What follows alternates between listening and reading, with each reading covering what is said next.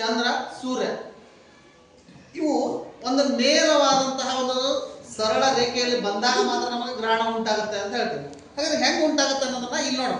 ಇದನ್ನ ಸೂರ್ಯ ಅಂತ ತಿಳ್ಕೊಳ್ರಿ, ಇದೇನಂತ ತಿಳ್ಕೊಳ್ರಿ, ಚಂದ್ರ ಅಂತ ತಿಳ್ಕೊಳ್ರಿ. ಇದು ಯಾವುದು?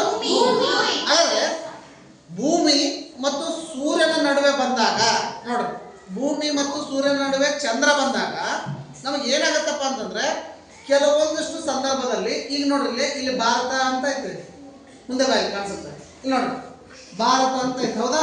ಅಂದ್ರೆ ಈ ಭಾರತದಲ್ಲಿ ಏನಪ್ಪಾ ಅಂತಂದ್ರೆ ನಿಮ್ಗೆ ತಿಳಿಸೋಕ್ಕೋಸ್ಕರ ಇಲ್ಲಿ ಭಾರತದೊಳಗಡೆ ಈಗ ಸೂರ್ಯನ ಬೆಳಕು ಬಿದ್ದದ, ಇಲ್ಲೆಲ್ಲ ಬೆಳಕದ, ಹಗಲೊತ್ತದ ಅಂತ ತಿಳ್ಕೊಳ್ಳಿ, ಹೌದಾ? ಯಾವಾಗಲೂ ಸೂರ್ಯಗ್ರಹಣ ಯಾವಾಗಲೂ ಏನಾಗತ್ತಪ್ಪ ಅಂದ್ರೆ ನಮ್ಗೆ ಹಗಲೊತ್ತೊಳಗೆ ಕಾಣಿಸ್ಕೊಳ್ತದ. ಏನಾಗತ್ತಪ್ಪ ಅಂದ್ರೆ ಈ ಚಂದ್ರ ಹಿಂಗ್ ಸುತ್ತ ಆಗ್ತಾ ಬಂದಾಗ ನೋಡ್ರಿ ಈ ರೀತಿಯಾಗಿ ಬಂದಾಗ ನೋಡ್ರಿ ಇದು ಬಾಲ್ ಚಂದ್ರ ಅನ್ಕೊಳ್ರಿ. ಈಗ ನೋಡ್ರಿ ಈಗ ಭಾರತದ ಮೇಲೆ ಏನಾಗಿದೆ ಅಂದ್ರೆ ಕತ್ಲಾಗಿದೆ, ಹೌದಾ? ಯಾಕಂತಂದ್ರೆ ಇಲ್ಲಿ ಭಾರತದಲ್ಲಿ ಇರ್ತಕ್ಕಂಥ ಜನರಿಗೆ ಇಲ್ಲಿ ಏನಾದ್ರು ಸೂರ್ಯ ಕಾಣಕತ್ತಾನ? ಅವ್ರಿಗೆ ಇಲ್ಲಿ ಇರ್ತಕ್ಕಂಥವ್ರಿಗೆ ಏನಾದ್ರು ಸೂರ್ಯ ಕಾಣಕತ್ತಾನ? ಹಾಗಾದ್ರೆ ಸೂರ್ಯ ಮತ್ತು ಭೂಮಿ ನೋಡಿ ಕೇಳಿಸ್ಕೊಳ್ರಿ, ಚಂದ್ರ ಕಾಣಿಸ್ತಿರ್ತಾನ. ನಮ್ಗೆ ಸೂರ್ಯಗ್ರಹಣ ಅಂದ್ರೆ ಏನು ಅಂತಕ್ಕಂಥದ್ದು. ಸೂರ್ಯಗ್ರಹಣ ಅಂತಂದ್ರೆ ಏನಪ್ಪಾ ಅಂತಂದ್ರೆ ಭೂಮಿ ಸೂರ್ಯನ ನಡುವೆ ಯಾರು ಬಂದಿರ್ತಾರ ನೋಡಿ, ಭೂಮಿ ಅದ ಇಲ್ಲೇನದ, ಸೂರ್ಯನ ನಡುವೆ ಚಂದ್ರ ಬಂದಾಗ ಏನಾಗುತ್ತಪ್ಪ ಅಂತಂದ್ರೆ ಇಲ್ಲಿರ್ತಕ್ಕಂಥ ಜನರಿಗೆ ಏನ್ ಕಾಣಿಸಕತ್ತಿಲ್ಲ? ಏನ್ ಕಾಣಿಸಕತ್ತಿಲ್ಲ? ಹಾಗಾದ್ರೆ ಇದು ಯಾವ ಗ್ರಹಣ? ಯಾರು ಕಾಣಿಸಂಗಿಲ್ಲ ಅದು ಗ್ರಹಣ, ಸೂರ್ಯಗ್ರಹಣ, ಹೌದಾ? ಈಗ ನೋಡ್ರಿ ಈಗ ಇದನ್ನೇ ತೋರಿಸ್ತೀನಿ. ಈಗ ಮತ್ತೆ ಚಂದ್ರ ತಿರುಗ್ತಾ ಈ ಕಡೆ ಬಂದ. ಈಗ ನೋಡ್ರಿ ಈಗ ಈ ಬಾಲ್ ಮೇಲೂ ಬೆಳಕತ್ತೈತಿ, ಚಂದ್ರನ ಮೇಲೆ ಬೆಳಕತ್ತೈತಿ. ಆ ಬೆಳಕು ಬೀಳೋದ್ರಿಂದ ಇಲ್ಲಿರೋರಿಗೆಲ್ಲ ಏನ ಕಾಣ್ತದೆ? ಚಂದ್ರ ಕಾಣಕತ್ತೈತಿ, ಹೌದಾ? ಈಗ ನೋಡ್ರಿ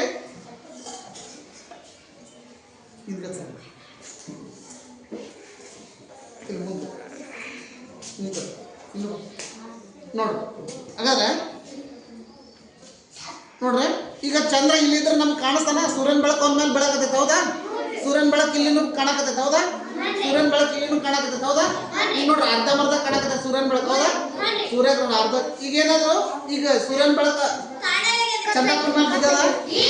ಯಾಕಂತಂದ್ರೆ ಸೂರ್ಯ ಭೂಮಿ ಇಲ್ಲಿ ಏನಂದ್ರೆ ಸೂರ್ಯ ಮತ್ತು ಚಂದ್ರನ ನಡುವೆ ಯಾರು ಬಂದಾರ? ಭೂಮಿ ಬಂದಿದ್ದಕ್ಕೆ ಯಾರು ಕಾಣಕತ್ತಿಲ್ಲ? ಹಾಗಾದ್ರೆ ಯಾವ ಗ್ರಹಣ ಅದು? ಚಂದ್ರಗ್ರಹಣ. ಗೊತ್ತಾಯ್ತಾ? ಯಾವಾಗಲೂ ಎಲ್ಲವೂ ಏನಿರ್ಬೇಕಂದ್ರೆ ಸರಳ ರೇಖೆ ಒಳಗಡೆ ಇರಬೇಕು. ಭೂಮಿ ಮತ್ತು ಸೂರ್ಯನ ನಡುವೆ ಚಂದ್ರ ಬಂದ್ರೆ ನೋಡ್ರಿ, ಸೂರ್ಯ ಮತ್ತು ಭೂಮಿಯ ನಡುವೆ ಚಂದ್ರ ಬಂದ್ರೆ ಯಾವ ಗ್ರಹಣ ಆಗುತ್ತೆ? ಸೂರ್ಯಗ್ರಹಣ ಆಗುತ್ತೆ. ಅದೇ ಚಂದ್ರ ಮತ್ತು ಸೂರ್ಯನ ನಡುವೆ ಭೂಮಿ ಬಂದ್ರೆ ಯಾವ ಗ್ರಹಣ? ಚಂದ್ರಗ್ರಹಣ. ಏನಂದ್ರೆ ಭೂಮಿಯ ನೆರಳು ಯಾವ್ದ್ರ ಮೇಲೆ ಬೀಳಕತ್ತದ? ಚಂದ್ರನ ಮೇಲೆ ಬಿದ್ದಾಗ ನಮ್ಗೆ ಏನ್ ಕಾಣಿಸಲ್ಲ? ಹಾಗಾದ್ರೆ ಯಾವ ಗ್ರಹಣ? ಓಕೆ, ಸೂರ್ಯಗ್ರಹಣ ಚಂದ್ರಗ್ರಹಣದ ಬಗ್ಗೆ ಗೊತ್ತಾಯ್ತಾ? ಓಕೆ, ಇದು ಏನಪ್ಪಾ ಅಂತಂದ್ರೆ ಸೂರ್ಯಗ್ರಹಣ ಮತ್ತು ಗ್ರಹಣಗಳ ಬಗ್ಗೆ ಇರ್ತಕ್ಕಂಥ ಮಾಹಿತಿ. ಏನಂದ್ರೆ ಯಾವುದೇ ಗ್ರಹಣಗಳು ಆಗ್ಬೇಕಂದ್ರೆ ಎಲ್ಲವೂ ಯಾವ ರೇಖೆ ಒಳಗಡೆ ಇರಬೇಕು? ಸರಳ ರೇಖೆ ಒಳಗಡೆ ಇರಬೇಕು. ಇದು ಏನಾಗುತ್ತಪ್ಪ ಅಂದ್ರೆ ಸರಳ ರೇಖೆಯಲ್ಲಿ ಇದ್ದಾಗ ಮಾತ್ರ ನಮ್ಗೆ ಏನಾಗುತ್ತೆ ಅಂದ್ರೆ ಗ್ರಹಣಗಳು ಉಂಟಾಗ್ತದೆ. ಆ ನೆರಳುಗಳು ಉಂಟಾಗ್ತಾವಲ್ಲ ಇದನ್ನ ನಾವೇನಂತ ಕರಿತೀವಿ ಅಂದ್ರೆ ಗ್ರಹಣ ಅಂತ ಕರಿತೀವಿ, ಹೌದಾ? ಅರ್ಥ ಆಯ್ತು? ಈಗ ಗ್ರಹಣಗಳು ಹೆಂಗ್ ಉಂಟಾಗ್ತಾವ, ಸೂರ್ಯಗ್ರಹಣ ಹೆಂಗಾಗುತ್ತೆ, ಚಂದ್ರಗ್ರಹಣ ಹೆಂಗಾಗುತ್ತೆ ಅಂತ ಕೇಳ್ತಾರ.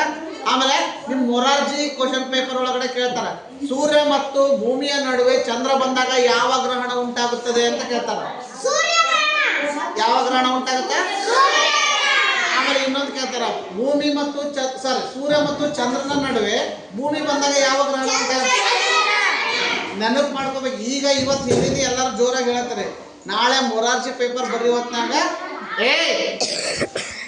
ಯಾವ ಗ್ರಹಣ ಯಾವಾಗ ಉಂಟಾಗುತ್ತೆ, ಯಾರ ನಡುವೆ ಬಂದಾಗ ಉಂಟಾಗುತ್ತೆ ಅನ್ನೋದನ್ನ ನೆನಪಿಟ್ಕೊಡ್ರಿ. ಭೂಮಿ ಮತ್ತು ಸೂರ್ಯನ ನಡುವೆ ಚಂದ್ರ ಬಂದಾಗ, ಭೂಮಿ ಮತ್ತು ಚಂದ್ರನ ನಡುವೆ ಭೂಮಿ ಬಂದಾಗ ನೆನಪಾಯ್ತಲ್ಲ?